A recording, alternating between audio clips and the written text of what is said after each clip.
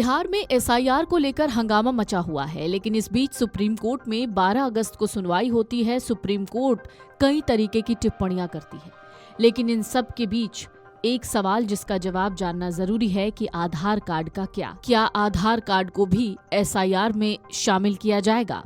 क्या supreme court जिस तरीके से आधार कार्ड को लेकर बार बार बातें चुनाव आयोग से कह रही है, क्या इस पर चुनाव आयोग सोचेगा? हाल के दिनों में ये सवाल फिर से चर्चा में है कि आखिर आधार कार्ड की कानूनी सीमा क्या है? क्या ये नागरिकता का प्रमाण है? क्या इसे निवास के पुख्ता सबूत के तौर पर इस्तेमाल किया जा सकता है? इसका जवाब कुछ हद तक सुप्रीम कोर्ट के टिप्पणियों से भी मिल जाता है।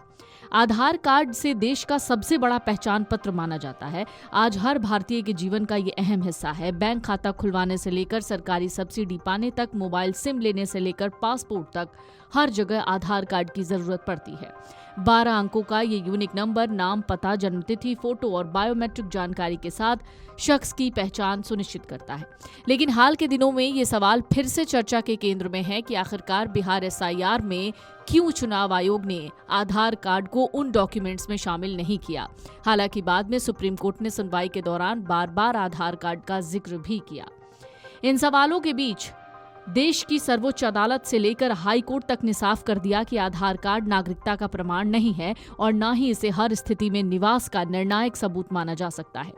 सुप्रीम कोर्ट ने बिहार के विशेष गहन पुनरीक्षण मामले में और बॉम्बे हाई कोर्ट ने नागरिकता विवादों में ये टिप्पणी देकर आधार कार्ड की सीमाएं साफ कर दी हैं। Aadhaar card unique identification authority of India द्वारा जारी किया जाता है। एक 12 अंक का पहचान नंबर है जो भारत के निवासियों को उनके जनसांख्यिकीय यानी नाम, पता, लिंग, जन्मतिथि और बायोमेट्रिक डेटा के आधार पर दिया जाता है।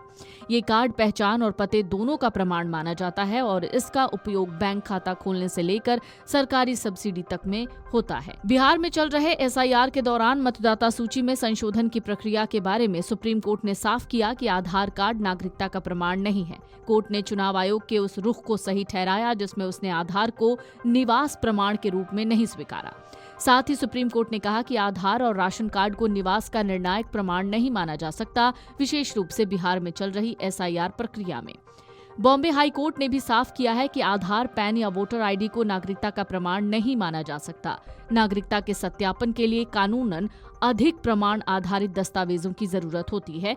ये फैसला नागरिकता संबंधी संवेदनशील मुद्दों में आधार के सीमित उपयोग पर केंद्रित है।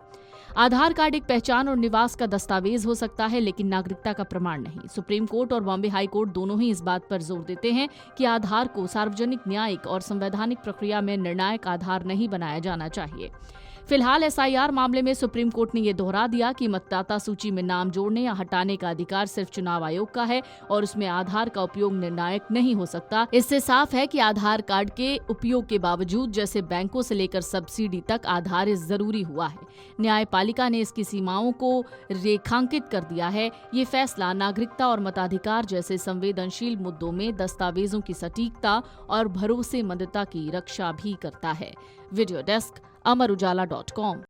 अगर आप ये वीडियो YouTube पर देख रहे हैं तो हमारे चैनल को सब्सक्राइब कर बेल आइकन दबाएं और Facebook पर देख रहे हैं तो हमारे पेज को लाइक करें।